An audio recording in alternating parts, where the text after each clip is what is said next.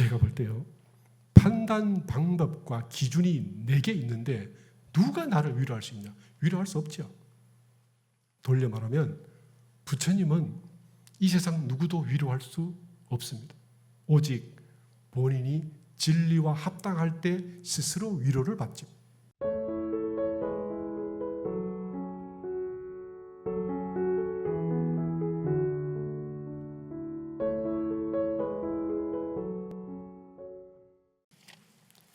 오늘 법회가 주제가 당신을 응원합니다.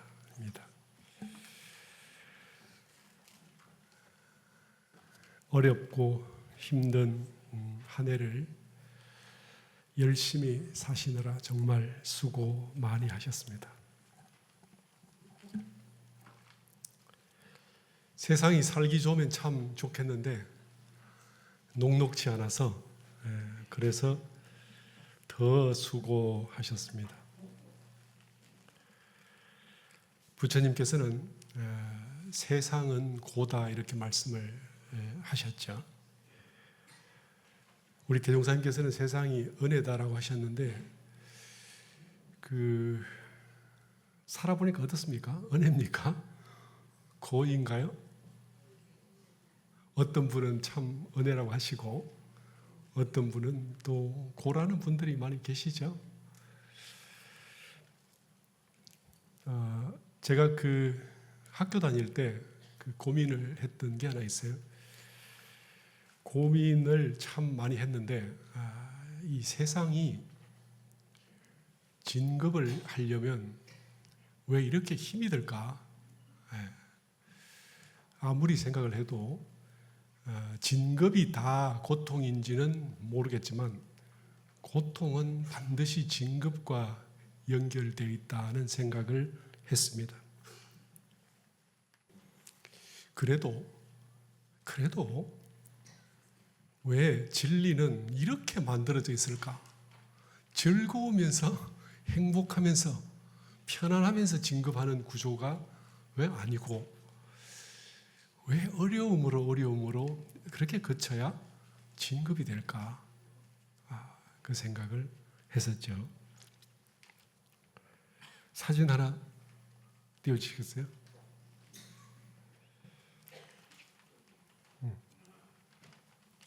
네. 어떤 사진인지 아십니까? 이 사진은 한 10여 년 전인가? 북한 사람들이 이렇게 우리 군대 앞에 목함 지뢰를 설치해서 그걸 밟은, 제가 첫 사진에 이런 걸 보여드려서 죄송합니다. 이 사진을 보면 이 군인은, 사실 이 병사는 어떤 잘못도 없는데 아침에 목함 지뢰를 설치한 것 때문에 2 다리를 잃었습니다. 사실 이것뿐만 아니고 참 많죠.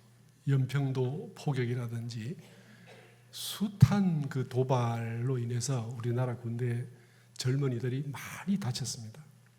그런데 제가 이런 게 일어날 때 사람들이 너무나 쉽게 북한이 계속 저러는 것을 수용을 하고 있는 잘못된 마음, 제 눈에는 그렇게 보였어요.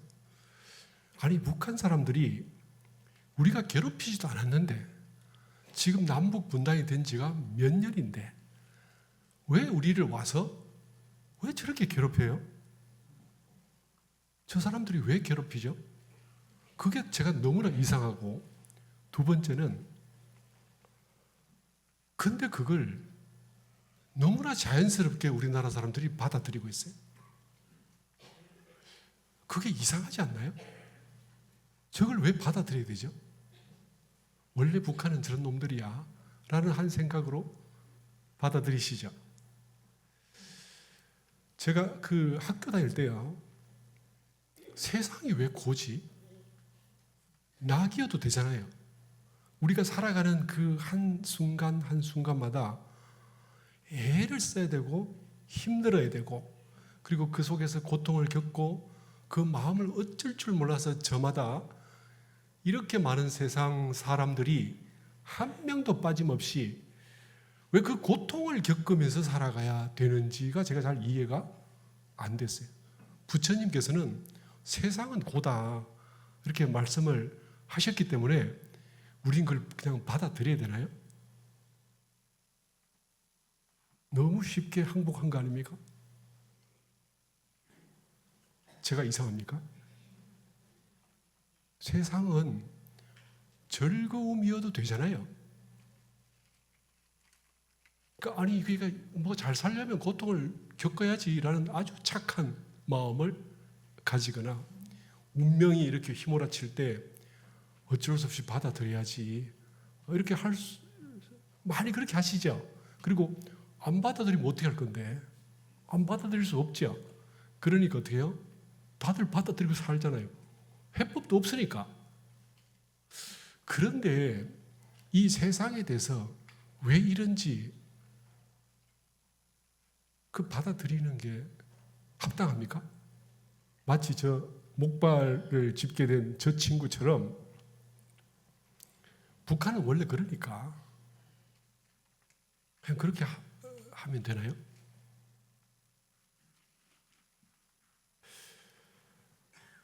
한번 생각을 해보면 좋겠습니다. 우리는 우리의 무능과 우리가 전생에 지었다는 그 많은 업들을 그냥 받아들이고 견디고 그리고 내가 나를 괴롭히고 사실 우리가 다른 사람에게서 받는 고통도 있지만 우리가 자기 자신을 얼마나 많이 괴롭힙니까? 많이 힘들게 하잖아요. 자격지심을 괜히 일으켜서 또 혹은 자기가 자기의 욕구를 높여서 안 되는 걸 자꾸 이렇게 원하면서 그러면서 이 부족을 견디고 힘들어하고 다른 사람들이 나에게 해롭게 할 때 왜 그러는지도 모르고 그냥 받아들이고 이렇게 살죠. 그러니까 외로움, 힘듦, 억울함, 좌절, 고통 속에 절규, 자살 뭐 이런 것들이 나타나게 되는 것이죠. 지금 세상이 그렇죠. 제가 너무 아주 즐거웠던 분위기를 너무 무겁게 만들어놨죠. 죄송합니다. 그런데 제가 사실 이런 것이 고민이 됐었어요. 세상이 왜 이렇게 억울하게 세팅이 되어 있나 그런 문제를 가지고 그리고 세상만 그런 게 아니라 살다 보면 내 옆에 사람들이 나를 오해하고 혹은 모함하고 나를 직접적으로 괴롭히고 그죠? 나와 적이 되고 이런 일들이 왜 생길까? 근데 그것도 우린 다 그냥 받아들여야 되는 거죠. 저 목함질의 저 청년처럼 네가 안 받아들이면 어떻게 할 건데? 주어진 거 받아들여야지. 지금 그렇게 받아들이시는 거잖아요.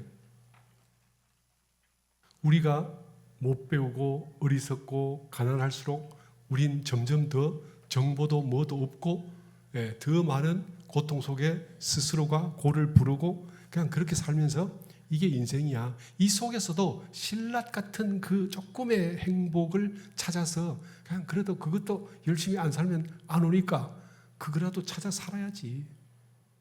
이렇게 우리가 이제 위로를 하고 살게 되는 거죠. 제가 볼 때는 우리의 삶이 이런 거라고 생각을 합니다. 그래서 부처님께서 세상은 고다 이렇게 말씀을 하셨죠. 제가요 원불교학과 3학년 때 저와 인연 되시는 분이 경기도 오산에 오산교당을 처음 만드시고 거기서 이제 교화를 하고 계셔서 제가 학생 때 찾아뵈러 인사하러 갔었어요. 그래서 한 일주일 정도 일도 좀 도와드리고 그렇게 모시고 있다가 이제 새벽에 그 총부 기숙사 이제 원불교학과 기숙사를 가야 되기 때문에 새벽에 한 3시인가 돼서 기차를 타러 왔습니다. 그래야 기숙사에 입사를 할 수 있기 때문에.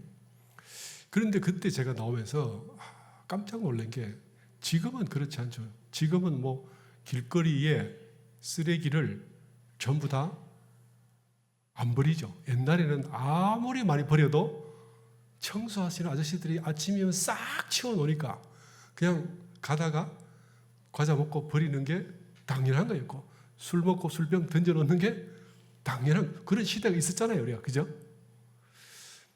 근데 제가 경기도 오산을 잘 몰랐는데 그 길을 제가 가다 보니까 길거리가 이랬어요. 지금은 상상도 못하죠. 이게 제가 볼 때 이게 원불교학과를 다닐 때, 그러니까 지금부터 한 35년, 36, 7년 전입니다. 이게 새벽에 12시 넘어서 청소하시는 아저씨들이 이걸 치우기 전까지 우리나라의 모든 도로가 새롭습니까? 이런 거 다 보셨잖아요, 그죠? 네. 제가 이걸 보면서 유독 오산이 더 많이 더럽다는 생각을 했습니다. 근데 그게 왜 그럴까 봤더니 거기가 그 당시 군부대가 있었고, 그다음에 많은 사람들이 오산은 소위 말하는 이제 이렇게 좀 유흥가가 많고 이렇게 떠내기 사람들이 많으니까 저런 이제 쓰레기가 가득 차 있었죠. 참 더럽다. 제가 나오면서 물론 이제 저희들은 출가를 하고 새벽에를 안 돌아다니기 때문에 새벽 길을 잘 몰랐죠. 근데 저런 걸 보면서 참 더럽다 싶었는데 고개를 들어서 보니까 또 다른 모습이 있었어요. 다음 보이실래요? 네. 저게 뭡니까? 네. 오산에, 저는 이제 부산이 고향이니까 부산은 이제 불신이 굉장히 사실 도시를 압도하고 있거든요. 그러니까 그때까지만 해도 부산에는 십자가가 어쩌다가 하나씩 보일랑말랑 이랬어요. 근데 오산은 보니까 저렇게 생겼더라고. 제가 그때 원불교 학과를 다니는 원불교 학과 학생이잖아요. 보면서 숨이 막힐 것 같았어요. 오산을 십자가가 뒤덮었어요. 아마 기독교를 믿는 분이 봤으면 신의 은총이라고 생각을 했겠죠. 그죠? 저는 제가 볼 때 답답한 느낌이 들었는데 문득 그때 생각에 저 십자가 불을 켠다고 목사님들이 애쓰겠다. 밤새. 근데 저걸 누가 켰을까? 목사님들이 켰겠죠. 그러나 돌아보면 저 불을 왜 켰을까? 믿고 찾아오는 기독교를 믿는 신앙하는 사람들이 없으면 저거 다 꺼집니다. 저걸 켜놓으면 사람들이 오기 때문에 켜는 거죠. 그럼 그 사람들은 왜 목사님께 돈을 드릴까? 이게 어디에 뿌리 있냐면요, 인생이 힘들다의 뿌리가 있는 거죠. 제가 그때 느꼈어요. 삶이 녹록지 않으니까 저 십자가가 저렇게 많이 빛난다. 그런데 그게 돌려 말하면 아까 제가 보여드렸던 오산의 그 쓰레기 도로 있잖아요. 술병이며 뭐며 이렇게 오바이트 해놓은 거 이런 거 막 차 있는데, 오늘도 누군가가 새벽 2시, 3시에 저 길을 헤매고 있을 때 누군가는 그 사람을 위해서 십자가에 불을 켤 것이다.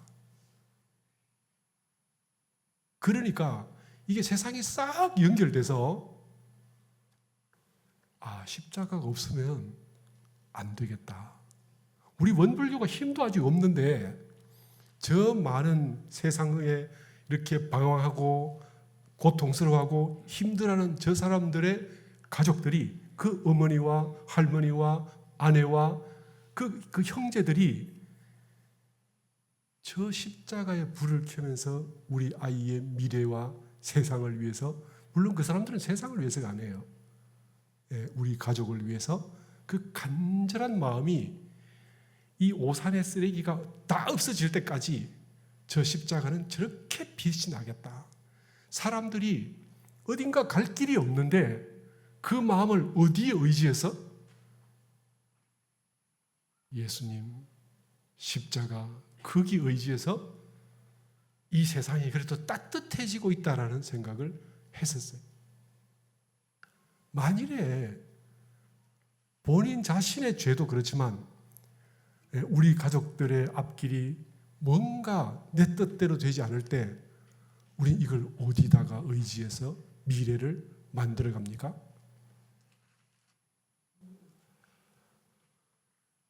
다음 글 한번 보여주실래요? 예, 이게 뭐 같이 보입니까? 촛불 집회 아닙니다. 예, 이거는요, 예, 바티칸에 크리스마스가 되면 100만에서 200만이 모여서 촛불로 각자의 소원을 빌고 있는 겁니다. 저 사람들이요, 바티칸이라는 데가 이탈리아에 있잖아요. 이탈리아 사람 200만 명이 올까요? 전 세계에서 저 기도를 하러 옵니다. 우리는 그 기도를 하러 영산까지 가기가 힘든데, 그렇지 않습니까? 제가 그래요. 제가 우리 교도님들 그랬다는 말이 아니고. 근데 저 사람들은 바티칸까지 가서 100만 명, 200만 명이 저 촛불을 켜고 행진을 해요. 행진을 합니다. 저 사람들이 바티칸을 위해서 갈까요? 교황의 교황을 위해서 가겠습니까?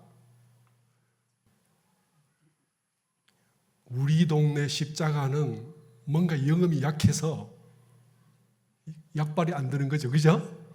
그러니까 어떻게 해요? 내 소원은 바티칸에 가서 교황님이 계신 데 가서 촛불을 켜고 내 소원을 이룰 거야. 그러고 가는 거잖아요. 제가 생각할 때요, 저기 100만 명 중에서 정말 바티칸을 위해서 간 사람이 저는 100명도 안 된다 봅니다. 제가 이상합니까? 전부 자기를 위해서 가잖아요. 우리는 세상이 이렇게 힘들다라는 게 이런 걸로 증명이 되는 거죠. 그렇죠? 네. 그런데요, 저게 해법이 돼서 참 복이 오면 참 좋겠는데, 저기에 켠 촛불마다 다 신의 은총이 내릴까요? 다 만족을 할까요? 지금 그게 아니잖아요. 네. 저걸 보고요, 옥스퍼드 대학교 리차드 도킨슨이라는 대학 교수가 말씀을 하셨어요. 저 촛불의 행진이 얼마나 숭고하고 장엄합니까? 그런데 저 촛불의 이면을 돌려보면 저 촛불의 힘이 기독교 2000년 역사에 끝없이 전쟁을 일으켜서 수많은 젊은이들의 피가 저 촛불 밑에 역사를 이루었다. 이렇게 말했습니다. 그래서 이 인류의 전쟁 중에 가장 참혹하고 가장 끝까지 가장 많이 죽은 데가 종교전쟁이었다. 이렇게 말을 했어요. 이 제 말을 같으면 또 저한테 시비를 하게. 제가 빌려온 겁니다. 옥스퍼드 대 교수님 이야기를 제가 그대로 가져온 거예요.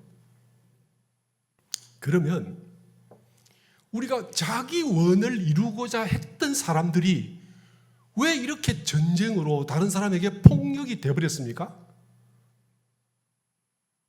왜 그랬을까요?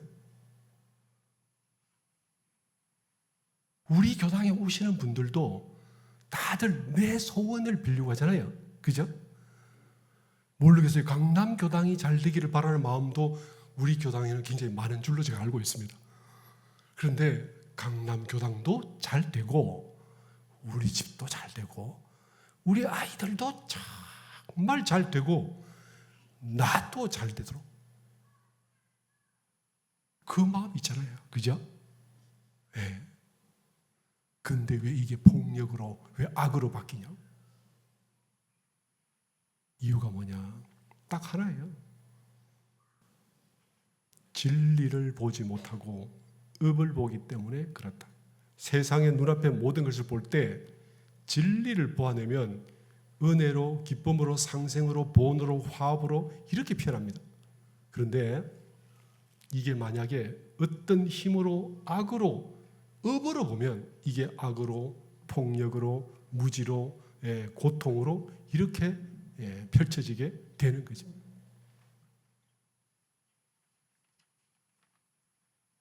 무서운 일이죠. 그래서 대종사께서 교법을 내시고 이 교법 속에서 진리를 보라. 법을 자꾸 보아서 끝에 진리를 봐야 이런 문제가 없어진다. 이렇게 해서 우리 회상을 여신 거죠. 그렇지 않습니까? 제가 볼 때요, 제 아무리 우리가 역량이 있어도 아무리 똑똑해도 교법을 통해서 진리까지 다다르지 못하면 나의 지혜와 나의 역량은 반드시 음양의 이치대로 음이 크면 그만큼 양이 크고 양이 크면 그만큼 음이 커서 우리는 이 업에서 벗어날 수가 없습니다.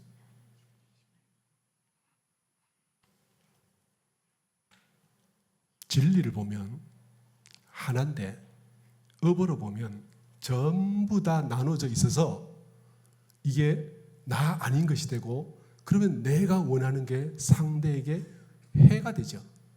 그렇죠? 내 자식은 나와 하나이기 때문에 내가 하는 모든 행동, 마음, 말시, 모든 업이 자식을 위한 것이 되지만 그게 자식이 나랑 하나이기 때문에 그런데 나와 하나이지 않은 사람과 관계가 되게 되면 그때부터는 상대에게 폭력이 되고 그게 고통을 일으키게 되는 것입니다. 그래서 우리가 이 업을 보지 말고 진리를 보자, 성품을 보자 이렇게 이야기를 하는 것입니다. 다음 사진 한번 보여드립시오. 이 사진 뭔지 아십니까?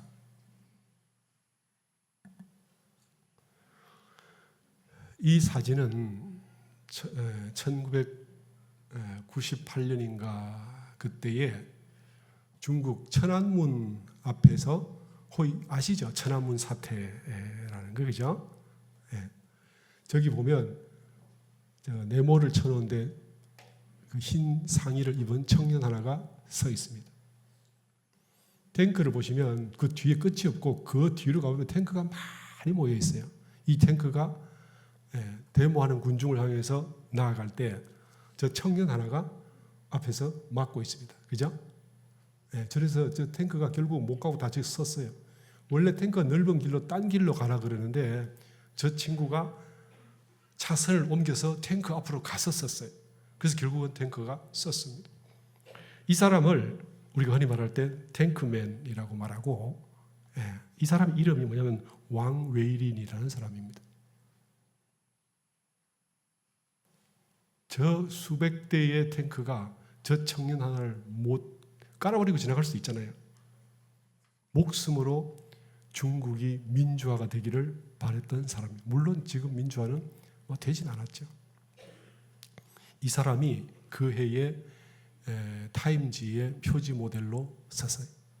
다 아실 겁니다. 자, 저 사람이 왜 저렇게 아무 힘도 없는 저 사람, 제가 저 사람 인터뷰를 들어봤는데요. 자기도 너무 무서웠고 떨렸는데 그런데 나는 내 조국 중국이 뭔가 이렇게 평화가 왔으면 좋겠다는 소원으로 섰고 사람들이 자기를 자꾸 영웅시하면서 나중에는 자기가 가면 사람들이 단상으로 올리고 깃발을 주고 흔들면서 이야기하고 이렇게 하는 과정에서 이 사람이 저절로 이 시위대 대중을 이끄는 리더가 됐어요. 자기가 원한 게 아니었대. 자기가 그렇게 점점 더 많은 사람들이 자기를 알아갈 때마다 자기는 두려움에 어쩔 줄을 몰랐다. 그러나 이걸 누군가는 해야 되고 자기가 불과 4개월 전만 해도 이름 없는 단 한 명의 그냥 한낱 대학생이었는데 이제는 중국 민주화의 영웅이 돼서 올라온 지금 사태를 나는 아직도 이해할 수 없다. 이렇게 말을 했어요. 그런데 이 사람은 잘 이해를 못했겠지만 왜 저 사람을 향해서 그 중국의 수많은 사람들이 모였을까요? 정의로웠기 때문에. 사람들은 정의를 향해서 마음들이 몰려가게 되어 있습니다. 이 세상에 우리나라도 민주화 과정에서 숱한 시간들이 지나왔지만 누군가 정의로운 사람이 있으면 거기에는 사람들이 저절로 엉겨붙습니다. 정의를 향해서 몰려들고 그 정의가 왜 그러냐면 그 정의가 실현되면 나의 인생의 꿈도 좀 열리지 않을까 그 마음 때문에 몰려드는 것이죠. 그래서 결국 이게 무슨 말이냐면요. 우리가 기도하는 그 마음, 이 세상 곳곳에 켜진 촛불, 그 다음에 부처님 절마다 켜지는 촛불들, 그리고 수많은 곳에 일어나는 그 바티칸의 수많은 촛불들, 이 세상에 많은 기도터들, 이런 것이 바로 뭐냐면 자기를 위한 마음이고, 이 자기를 위한 마음이 세상에 정의가 들었으면 해결이 될 거다라고 생각하기 때문에 사람들의 마음이 그렇게 모이죠. 그러나 끝끝내 정의에 남아있지는 않습니다. 마지막에 어디로 가냐? 덕으로 흘러가죠. 그래서 공자께서는 덕불고 필유린이다. 덕은 외롭지 않다. 반드시 이웃이 있다. 이렇게 말씀을 하셨죠. 우리가 정의를 세우되 진리를 찾고 이렇게 하면 반드시 우리 옆에는 사람들이 있습니다. 그래서 외로움을 벗어날 수가 있어요. 우리는 교법을 통해서 진리로 나아가야 됩니다. 교법을 보면 진리가 보이고 그러면 성품을 보고 사람을 봅니다. 우리가 내 앞에 있는 사람을 봐야 결국은 우리가 원하는 위안을 받고 위로를 얻고 응원을 스스로 하게 됩니다. 다른 방법이 없어요. 진실이 가장 큰 위로지 그 외에 남의 위로가 아닙니다. 우리가요 사춘기가 되기 전까지, 쉽게 말하면 내 생각이라는 것이 정립되기 전까지는 나의 가치 기준, 판단 기준이 없기 때문에 다른 사람의 칭찬이 그게 내게 위로가 되고 응원이 되고 힘이 됩니다. 그런데요, 내가 내 판단 기준과 내 생각을 가지고 진리를 내가 보고 나를 내가 평가할 수 있는데 내 잘못을 남이 어떻게 위로를 하겠습니까? 절대로 그럴 수 없습니다. 우리는 내가 힘이 약하면 내가 가진 진리와 도덕성이 나를 찌르는 무기가 됩니다. 나를 찔러요. 그런데 외면하지 않고 계속 진리를 보다 보면 드디어 진리가 그 찔른 것이 뭐냐면 나의 악을 찔렀지 나를 찔른 게 아니에요. 나의 잘못된 업을 찔렀단 말이에요. 그래서 그걸 외면하지 않으면 마침내 우리는 진리다워지고 그러면 스스로 그때 자기가 자기를 위로할 수 있습니다. 제가 볼 때요, 판단 방법과 기준이 내게 있는데 누가 나를 위로할 수 있냐? 위로할 수 없죠. 돌려 말하면 부처님은 이 세상 누구도 위로할 수 없습니다. 오직 본인이 진리와 합당할 때 스스로 위로를 받죠. 이거 우리 교도님들 다 잘 아시잖아요. 그죠? 그러므로 위로는 자기가 제일 잘할 수 있어요. 그러면 옆에 사람은 아무도 자기를 위로하고 격려해 줄 수 없겠네? 그렇지는 않습니다. 제가 이렇게 공부를 해보니까 우리 교도님들이 공부를 열심히 하셔서 이렇게 함께 올라갈 때, 제가 우리 간사를 키우고 아이들을 키울 때 걔네들이 자꾸 성장할 때 그때 제게 만족이, 행복이 와요. 우리 교도님, 우리 교단 교도님들이 점점점 지혜가 바르고 인격이 성장하고 경제가 좋아지고 잘 살아질 때 그때 저희들은 보람을 얻게 되죠. 부처님께서요, 뭐 때문에 이 일체 중생을 다 건지겠다고 저렇게 함지사지를 당하면서 이 교화 사업을 하고 끝없이 회상을 일으키고 고통 속에 살아가면서 중생을 건지려고 하냐? 답이 여기 있더라고. 자기 스스로 자기를 위로한다? 그것밖에 없어요. 다른 사람이 부처님을 아무도 위로할 수 없습니다. 부처님은요, 일체 중생을 내가 다 건져서 부처로 만들고 있다라는 생각이 스스로 평가가 되고 스스로 알아졌을 때 그때 당신이 그 희열과 기쁨 속에 들어가는 것이지 누가 무엇을 줘서 뭘 얻어서 그렇게 기쁨이 되지를 않죠.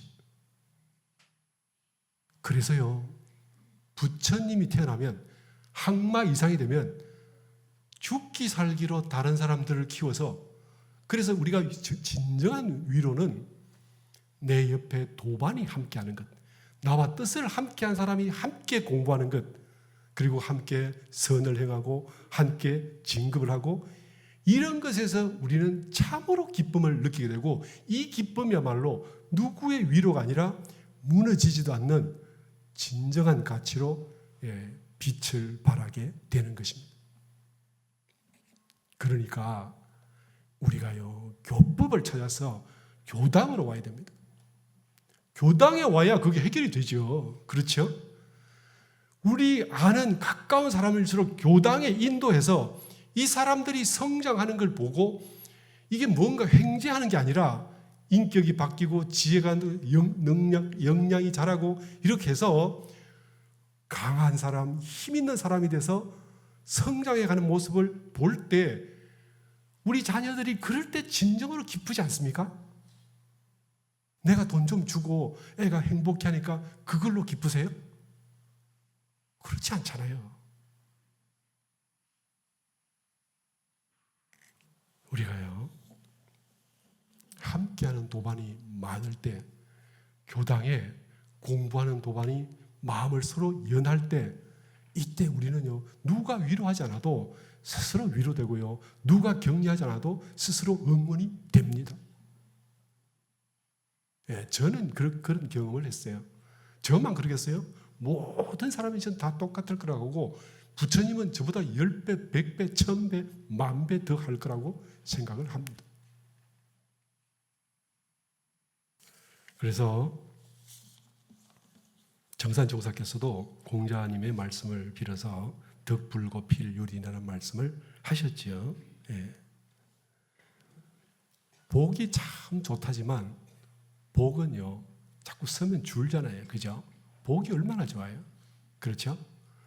복은 내가 쓰면 내가 약간 사심이 납니다. 그렇죠? 저도 제가 진짜 아무것도 없는데 제가 뭘 조금 남 줘봤더니 내가 남에게 줬다, 이런 이 뭐래, 잡념이랄까, 그 대먹지 않은 마음이 나요, 이게. 그리고 제가 유치원을 하면서 조금 어려운 사람들을 좀 도왔더니 그 사람들도 뭘 또 더 주지 않나, 이런 바라는 마음이 생기더라고. 복은요, 나도 자칫 잘못하면 간섭하기 쉽고 다른 사람도 기대는 마음이나 헛된 욕심을 일으켜서 오히려 타락하기가 쉽습니다. 그러나 덕은 베풀면 나 스스로 갈수록 성장하고, 덕을 입은 사람들은 항상 감사해서 서로 공경하고, 그렇기 때문에 이때까지 사람들이 복이, 세상에서만 복이 제일이라 다 말해도요, 성자들은 복은 별로 말씀하지 않으시고 다 덕을 이야기하시는 거예요. 덕이 깊고 덕이 높아서 안아주고 덮어주고 함께 가고, 이렇게 해야, 그래야 그게 바른 길이라고 수도 없이 말씀하시죠. 모든 성자들이 말씀하시는 것이 덕입니다. 그래서 덕은 쓸수록 커가고 빛나서 천하 사람들이 다 모이게 되는 것입니다. 제가 넘버 3 아시죠? 영화. 그것도 한 20여 년 지났습니다. 그때 제가 잘 몰라도 최민식, 그 한석규, 송강호 이런 사람들이 나타나서 했던 건데, 제가 거기 요 말씀만 드리고 마칠게요. 그때에 송강호라는 사람이 이게 자기 부하들 몇 명 데리고 산에 갔다 와가지고 이제 부하들이 말 안 듣는다고 막 엄청 두들 패고 이제 애들이 곤죽이 됐는데, 그러고 이제 송강호가 나갔어요. 그러니까 밑에 부하 하나가, 형님, 제 당겨버립시다. 이때까지 저걸 따라다닙니까? 저걸 없애고 형님이 그냥 우두머리 하십시오. 했을 때 그렇게 맞았던 친구가 그 말 했던 또 그 애를 엄청 때리면서 하는 말이, 야, 이 XX야. 저 형님이 우리 엄마가 아파서 병원에 있을 때 전세금 뽑아가지고 우리 엄마 병원비 준 형님이야. 이제 그렇게 말하면서 혹 기억나십니까? 네. 그러면서 나는 저 형님을 배신할 수 없어 이 어떤 놈 이렇게 하면서 그 마음이요. 사람들은 덕은 안다. 그 마음을 안다. 비록 저 사람이 나를 괴롭히고 나를 힘들게 해도 참 마음은 안다. 이것이 우리가 진리를 믿고 법을 따라가면 우리가 하나가 되기 때문에 배신 같은 거 없고요.